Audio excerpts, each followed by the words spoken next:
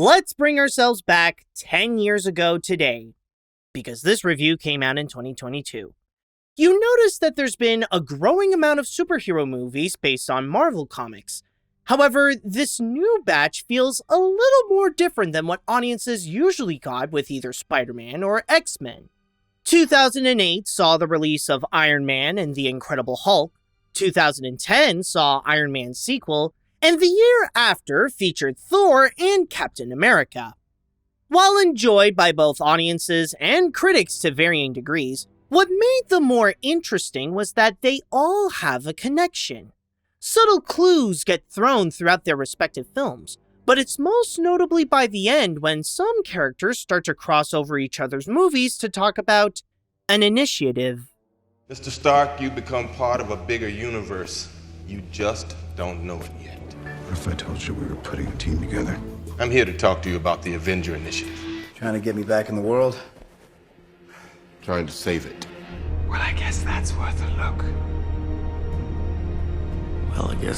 look. It certainly grabbed everyone's attention because it was almost unheard of to see these different pictures building up to something where they all come together. And while it succeeded in accumulating anticipation, little did the public know that this would be the movie that changed modern cinema as we know it. Gentlemen, you're up.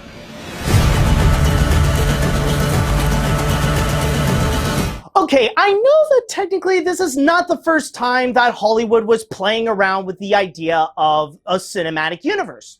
In fact, the whole idea of a cinematic universe, even one that was built by Hollywood and that got popular in the mainstream, can actually date all the way back to the 1930s and 1940s when the Universal monsters were both terrorizing people and battling each other. Like, it was a thing back then, like how it kind of is now. In fact, with the Avengers, some could say that it is one of those very rare movies that we've had in recent years that is considered absolutely groundbreaking for both cinema and pop culture. And even that movie alone, The Avengers, that's the one that is said to be responsible for making the superhero genre in general to become the dominating genre at the box office, where nowadays, especially when it comes to Marvel films, it is not uncommon that they turn out to be a hit, or that they would be so successful that they would end up accumulating $1 billion worldwide, or even $2 billion, or even close to $3 billion if you talk about Avengers Endgame. But still, the point that I want to go and make with all this is that when it comes to the Avengers, at the time, it was the perfect definition of a motion picture event. You see, The Avengers wasn't just a lucky shot because a studio took a risk on a crazy experiment. This was years in development to have this be as big as it was. Even the idea alone went as far back as 2003 to make a series of movies where audiences get to know each member in their own individual feature and lead it all to the ultimate crossover to turn the hobby of movie watching into a journey where people become familiar with these heroes and what they went through to make the grand finale feel even better with the addition of years of buildup. Even when making the previous films, they were carefully crafted and calculated to make sure that they all aligned and got the right people to make Marvel's most important project at the time. And at the moment when the team had to assemble, the recent head of Marvel Studios, Kevin Feige, decided that the leader of this operation would be the human embodiment of virtue signaling, Joss Whedon. The only thing I really had to worry about was making these people matter to the audience. The only way you can approach anything is through the relationship to the character. Do the people care? And when the team finally got together on May 4th, 2012, it was one of the biggest hits of its time, getting showered by praise by both critics and audiences, and was even among the highest grossing movie of all time, while shattering several records with $623.4 million domestically and more than $1.5 billion worldwide. That's nice. It's a nice sentiment. Admittedly, when I was requested on Patreon to do a review of The Avengers, I knew that for me, it was going to be a big task. Well, as you could tell, I did accept it, considering that A few years ago, I did do a review of Iron Man for its 10th anniversary, so it seems pretty fitting and it would make sense if I would go and do a review of the Avengers for its 10th anniversary, you know what I mean? But still, back to what I was talking about, yeah, this is a major challenge for me because I knew that I can't just go in and only watch the Avengers. I knew that beforehand, I would have to go and watch the entire Phase 1 of the MCU.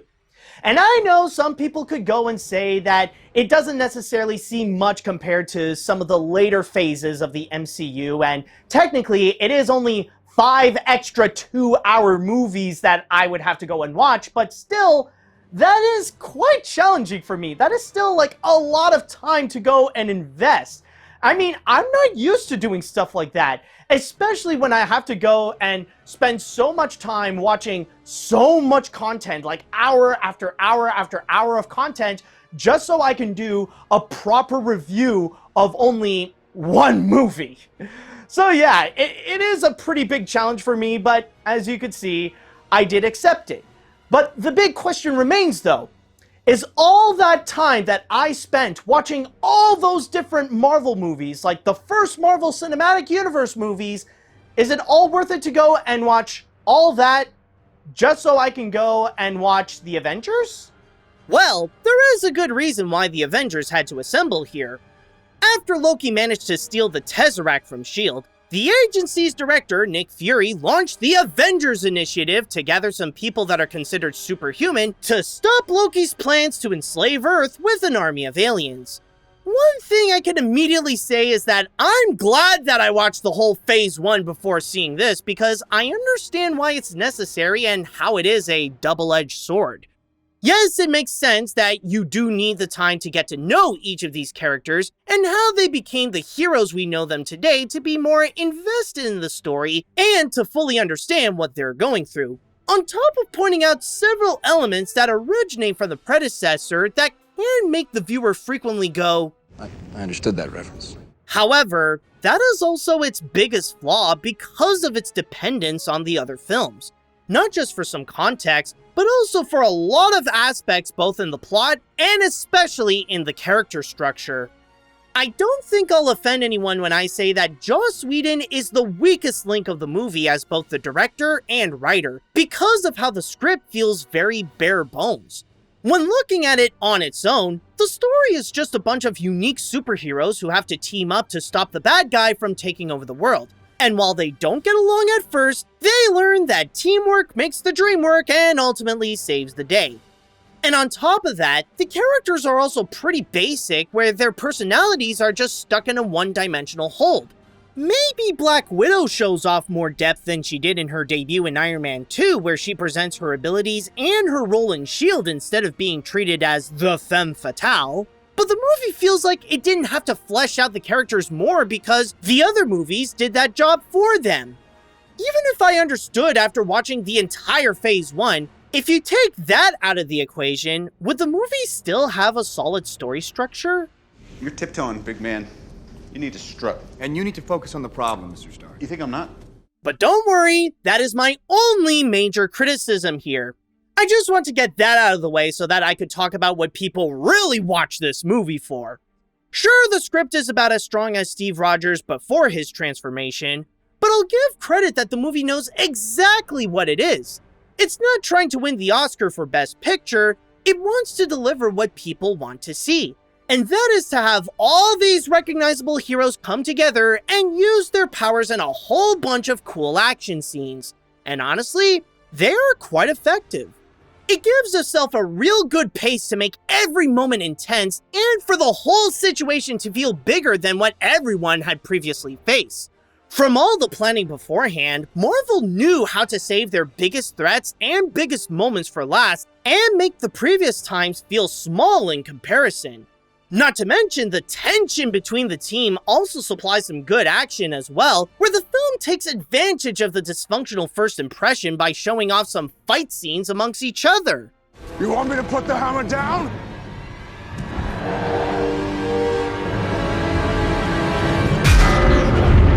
But I must say say that one of the most impressive things this movie has done is how the pacing and the action here is so good that it makes the running time not feel like an issue.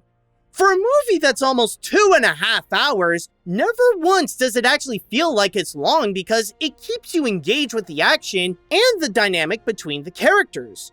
Often, a running time that's longer than 2 hours can be a movie's downfall.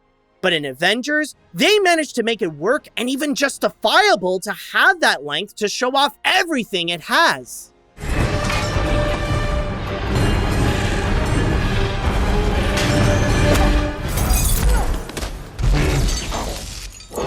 I mean, of course you want to see a superhero movie because you want to see all the action combined with the unique superpowers to create some epic fight scenes, chase scenes, and all that kind of stuff.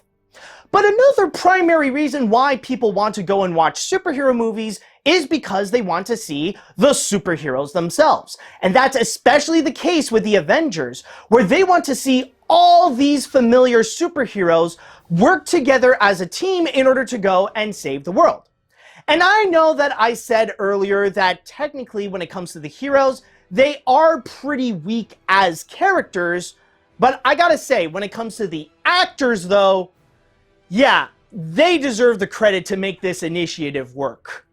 As much as the fights are a big deal here, the movie also emphasizes the significance of each hero present. In fact, when they first enter the scene, it's noticeable how they build them up to be this big ta-da moment. Even when I'm alone watching this movie on my computer, I can tell which parts are meant to erupt a roar of cheers from the audience back in 2012.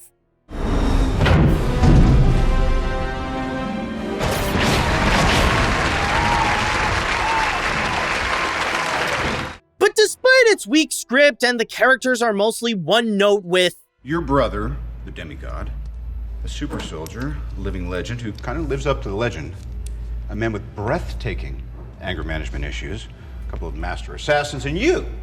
The actors who play them, on the other hand, do make the most with the materials they were given to help bring life to who they play.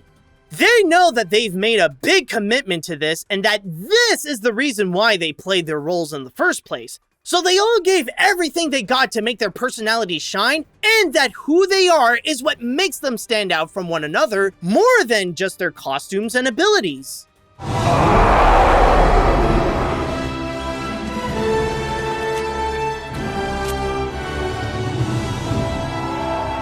If I have to point out to some of my personal favorites, of course, Robert Downey Jr. is easily the most charismatic and the smart aleck of the group that makes him equally as fun to watch as he was in Iron Man. Big man in a suit of armor. Take that off. What are you? Genius, billionaire, playboy, philanthropist. Scarlett Johansson also did great with Black Widow as one of the team's most skilled spies and highlighting her relationship with the people of S.H.I.E.L.D. This is Loki. This is monsters and magic and nothing we were ever trained for. Tom Hiddleston does feel more like a typical world-dominating villain with less layers than he had in Thor, but the recognizable trickster god is still prominent where he takes glee over every evil moment he can make happen. I won't touch Barton, not until I make him kill you. Slowly, intimately, in every way he knows you fear. And I'll even include Mark Ruffalo, who replaced Edward Norton as Bruce Banner, and might honestly be a better fit for the part. He does a great job playing the contrast of the kind of shy and reserved Bruce and the loud and destructive Hulk. I got low. I didn't see an end, so I put a bullet in my mouth and the other guy spit it out. However, the actors aren't the only team that made the Avengers a strong ensemble. That credit should also be shared with the visual effects crew. As it is a big budgeted feature that goes over $200 million, it is to be expected that a heavy amount of CG and all sorts of crazy effects will happen. In this case, they succeeded in making the movie feel big. The Avengers wants to make itself a huge deal, so they have to make the scale reflect that by setting a massive stage for the superheroes to reside and have their fights. Rather it be on S.H.I.E.L.D.'s giant helicarrier or the entirety of New York City as their battlefield. And yes, it is as destructive as it sounds.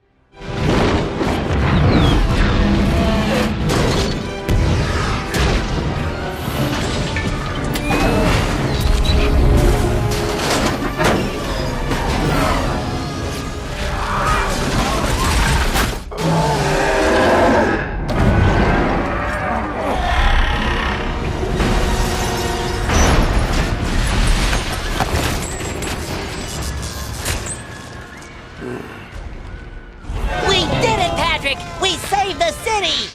And with the combination of the strong pacing and the great special effects, they all accumulate to a spectacular climax where all the Avengers come together to fight the Chitauri army. Even if it's a long battle that goes up to 30 minutes long, it justifies itself with presenting what everyone's been waiting for since Iron Man. All the superheroes are working together to take down aliens and giant monsters, topping it with an epic score by Alan Silvestri to emphasize the mood and the heroic moment to help make this be the most engaging moment of the MCU at the time.